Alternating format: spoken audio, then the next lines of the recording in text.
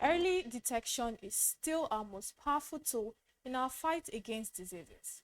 Welcome to Health Matters, your trusted companion and number one stop for reliable health information. I am Amanda Amos Igbuwe. Prostate cancer is one of the most common cancers in men. Now, the prostate is a small gland below the bladder that helps produce semen. Cancer develops when its cells grow out of control, often without early symptoms. Nigeria accounted for approximately 18,000 plus new cases of prostate cancer in 2022, and in that same year, there were 11,000 plus deaths from this same prostate cancer. With me here to break the silence around prostate cancer is Nurse Arieze Ellen Ezaga. She's a registered nurse, a registered midwife, and a public health expert. Welcome to the show, Nurse Arieze. Good afternoon. Good to be on the show.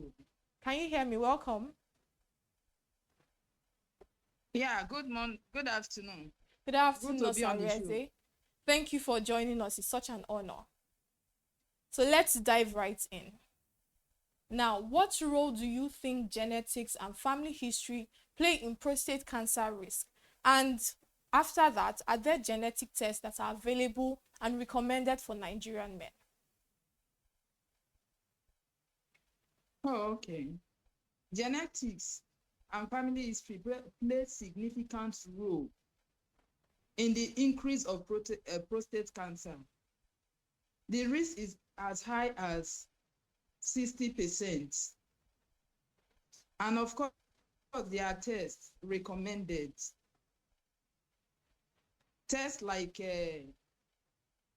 PSA, which is protein specific antigen. And then something like DROE, digital genital examination, in which case the physician wears hand glove and inserts his hand into the rectum of the patient. Then, of course, biopsy, in which you take a little sample of cell or tissues to do the test. Like I said, PSA is just to collect blood sample. And then that one, when the PSA is increased, it means you have to check for prostate cancer. So now, what are the most reliable early warning signs of prostate cancer? Okay. First of all, I want to start with frequent urge to pee. And then we have pain during peeing or ejaculation. Slowness or dribbling of pee stream. We have difficulty in starting urination, that's pee. Then frequently getting up to urinate. At times you see blood in the urine or the semen. Pain in the lower abdomen, the thigh or the chest. Those are major signs you see that will indicate warning. What age do you think men in Nigeria should begin routine screening for prostate cancer? And how often do you think men should get checked for prostate cancer? Okay.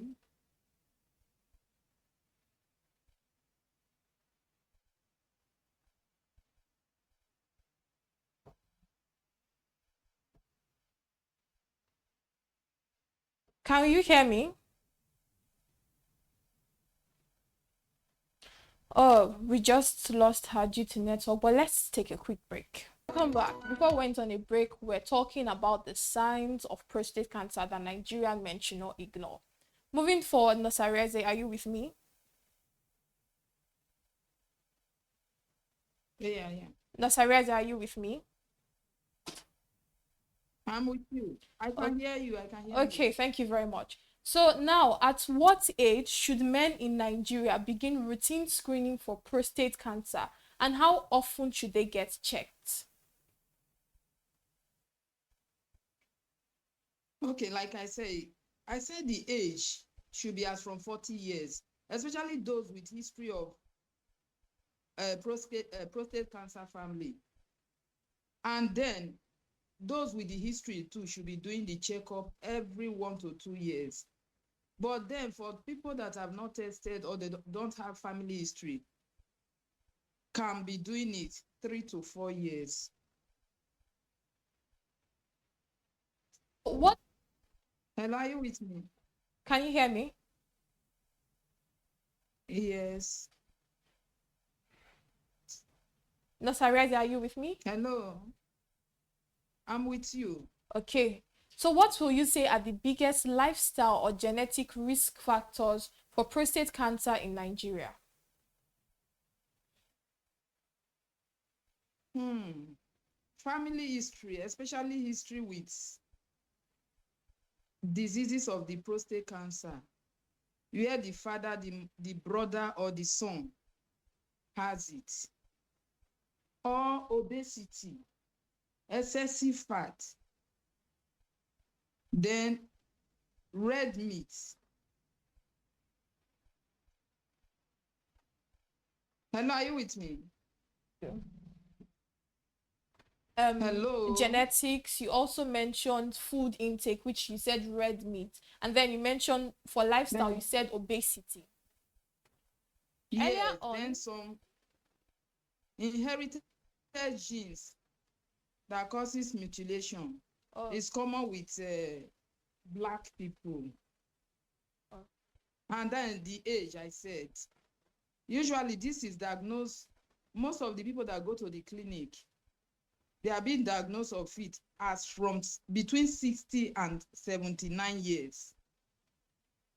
But usually after 50 years, you begin to see the signs of the prostate cancer. Okay. Then the socioeconomic factors, like unlimited access to healthcare facilities, which will not delay the diagnosis and treatment, thereby worsening the disease condition and leading to high mortality rates. Thank you very much. So earlier on, we're talking about the tests for prostate cancer, and you talked about PSA, you talked about biopsies. So can you help us differentiate between PSA test and biopsies, and when each of them is necessary? Okay, the PSA is to withdraw blood. Usually, it says it's a test measure that you do. You withdraw blood from the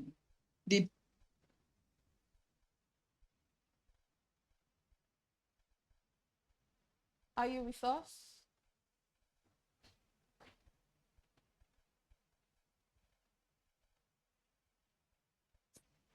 And then the or tissues you remove from the person in question for the diagnosis.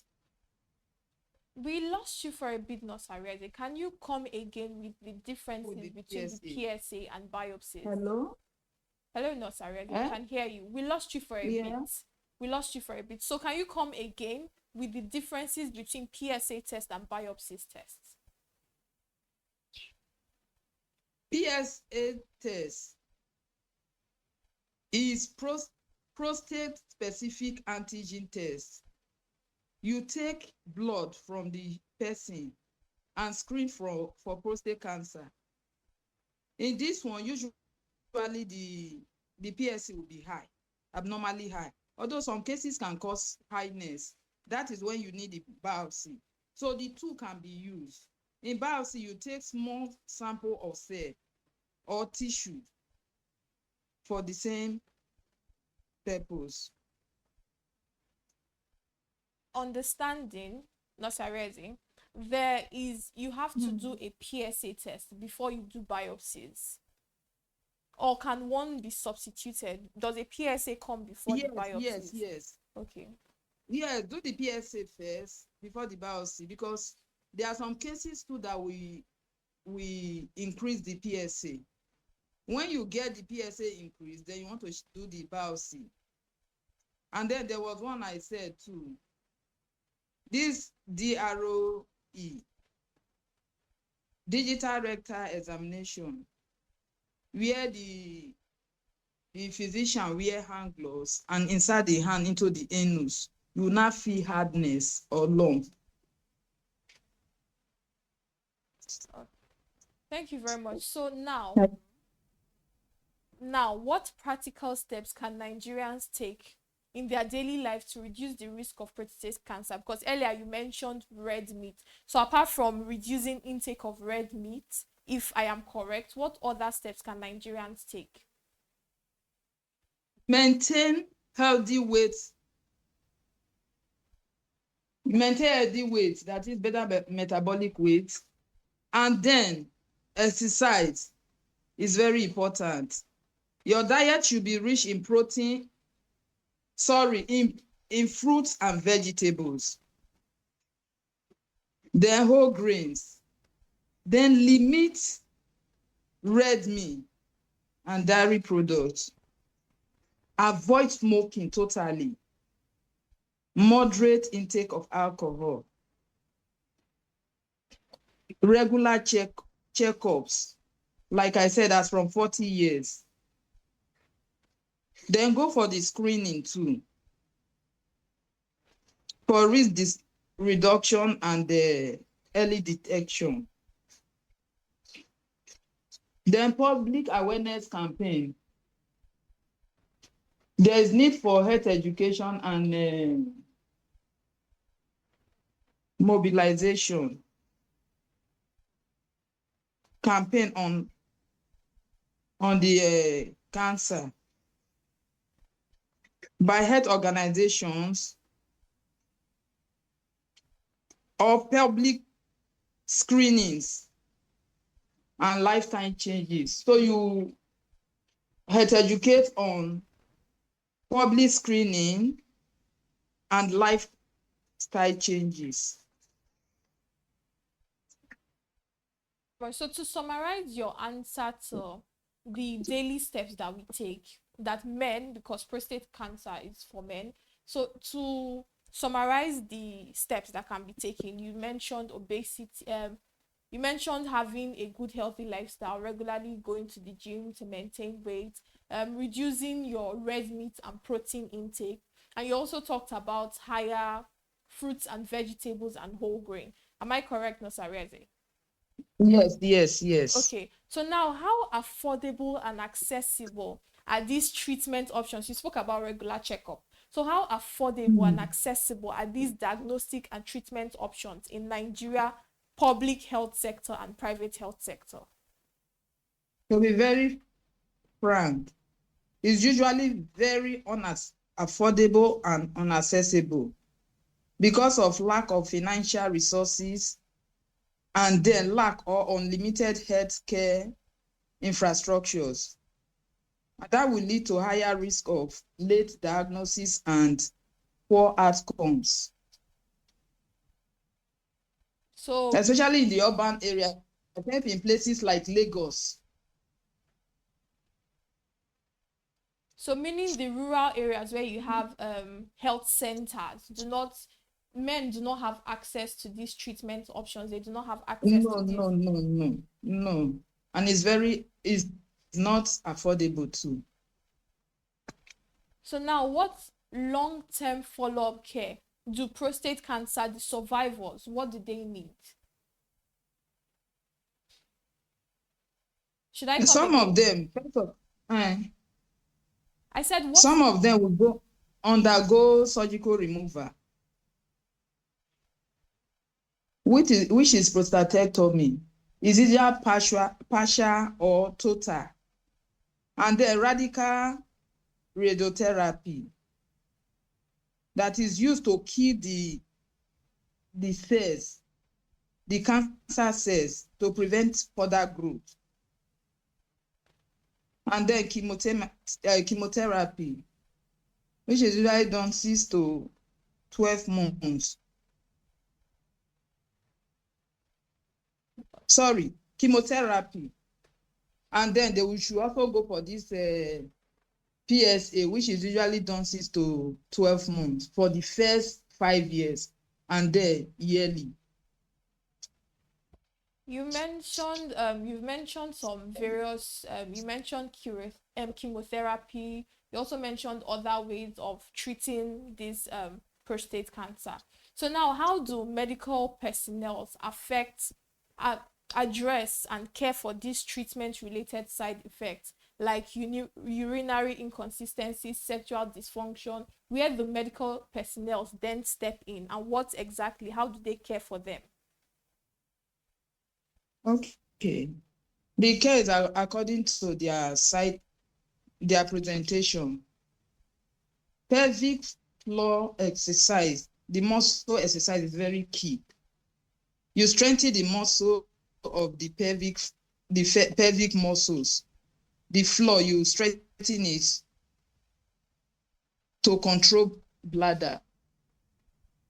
For bladder control, rather. You strengthen the pelvic muscles for bladder control. And then bladder training, you want to train the bladder on how often you want to urinate. There are some medications too that are given. Some are injections that are given to reduce, to induce erection.